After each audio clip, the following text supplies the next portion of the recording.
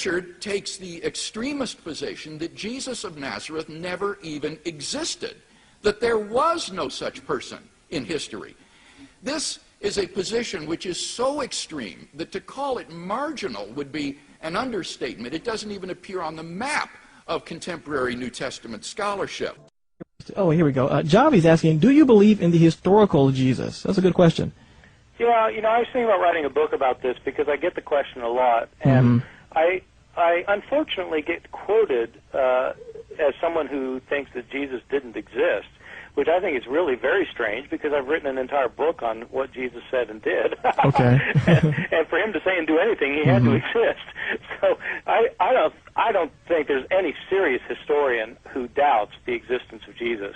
There are a lot of people who want to write sensational books and make a lot of money who say Jesus didn't exist, but I don't know any serious scholar who doubts the existence of Jesus. And so absolutely. I mean, I've spent 30 years looking at this is what I do for a living. So it isn't just kind of an off-the-cuff kind of comment. This is, I've been examining this evidence for 30 years, reading this stuff in the original languages. So it's not like some crazy person who just wants to make money on a book. I mean, this is what I do for a living, and I can just tell you that everybody who's looked at this thing seriously, there's nobody who doubts this. We have more evidence for Jesus than we have for almost anybody from his time period. So, I mean, I'm not saying this as a believer. I'm not a believer. But as a historian, I'm just saying that you can't just kind of dismiss it and say, well, we don't know. I mean, you have to look at the evidence. So there is hard evidence. Right away, I want to talk about the historicity of Jesus, because some people, notably those who are sort of a new atheist bent, might say something along the lines of, well, we don't know if Jesus even existed. Or they might say, Jesus, if he existed, and then they'll go on and say something about him. But what do you, as an historian specializing in this area, have to say when you hear that sort of assertion? Well, anybody who is using that argument is simply flaunting his ignorance. I hate to say it, but it's about that bad. We have more documentation on Jesus Christ than anybody in the ancient world as far as that's concerned. There's no question whatever in the mind of any serious scholar anywhere in the world that there certainly was a historical personality named Jesus of Nazareth. Now, you can argue about whether he was the Son of God or not. You can argue about the supernatural aspects of his life. But in terms of the historical character, there is absolutely no evidence to the contrary, and all the evidence is in the favor. And I just can't stand the computer blogs and so many other would-be authorities trying to use this argument. He's only a myth.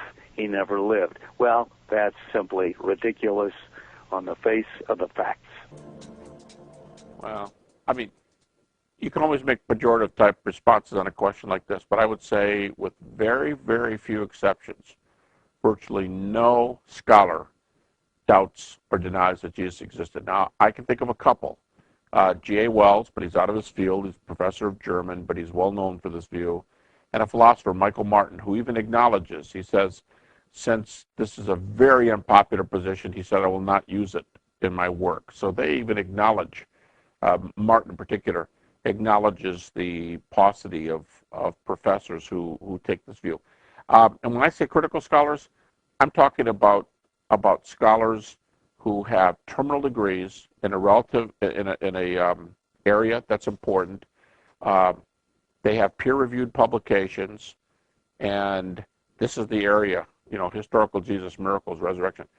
This is the area they work in. And from that group, you can go to historical Jesus people, you go to Jesus seminar people, you can go to the left of Jesus seminar people. You almost never hear a doubt voiced about the historical existence of Jesus. The new atheists profess to be interested in evidence, but their attitude to the figure of Jesus tells a very different story. Richard Dawkins and Christopher Hitchens, and indeed Victor Stenger, whom I debated in Sydney this week, believe that the existence of Jesus is in scholarly dispute.